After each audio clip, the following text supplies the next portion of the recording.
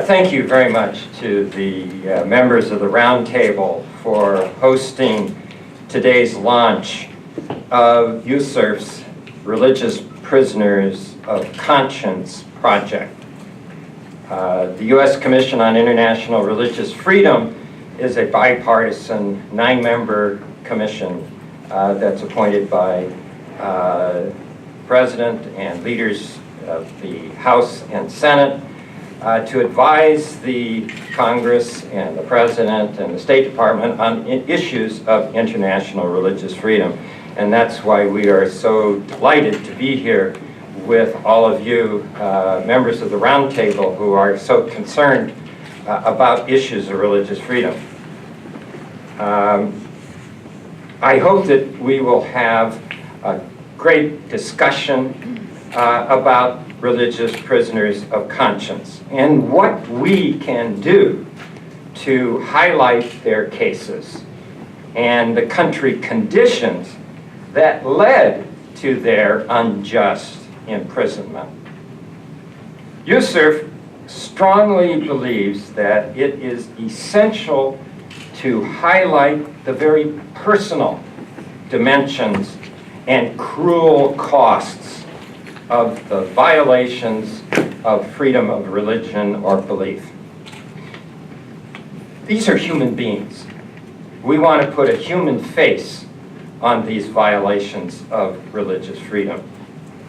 While private diplomacy certainly has a role to play, public inattention often can lead to more persecution, not to freedom. We must never forget that it is individuals who suffer the often devastating consequences of unjust laws and practices. We want them to know that they are not forgotten. We want to draw attention to the laws, policies, and practices that lead to their imprisonment. And we want to hold their governments accountable for what they are doing to these prisoners. Ultimately, we want these and other prisoners of conscience to be freed.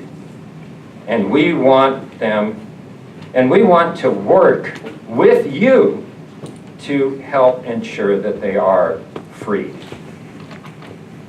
Before I focus on the religious prisoners of conscience that commissioners have selected, I want to mention another initiative that USCIRF will soon undertake, the prisoners list.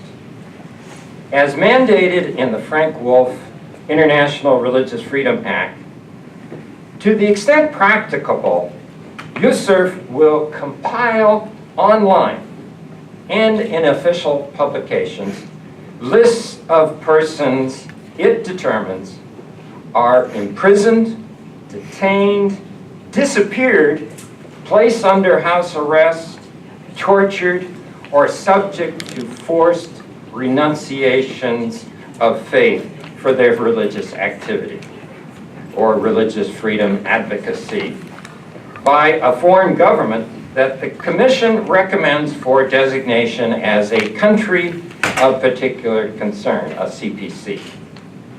Or also now by non-state actors, the Commission recommends for designation as an entity of particular concern, an EPC, which is now part of the new legislation.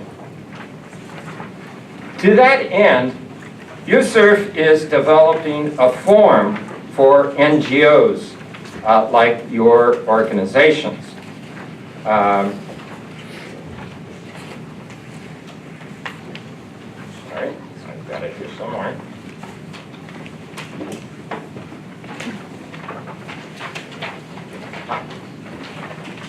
We've developed this form for NGOs like yourselves to fill out, which Judy will be distributing today, so that you have a sense of the kind of information we will need in developing our prisoners list. We are in the process of developing a website and staffing up for this project, and we'll send out the form electronically when we're ready to receive information. So this is a heads up. So stay tuned on this project that we are beginning. Turning back to the Religious Prisoners of Conscience project. With me today are my fellow commissioners, Sandra Jolly, Christina Arriaga, and Tenzin Dorji. I will highlight the case of Abune Antonios, who is imprisoned in Eritrea.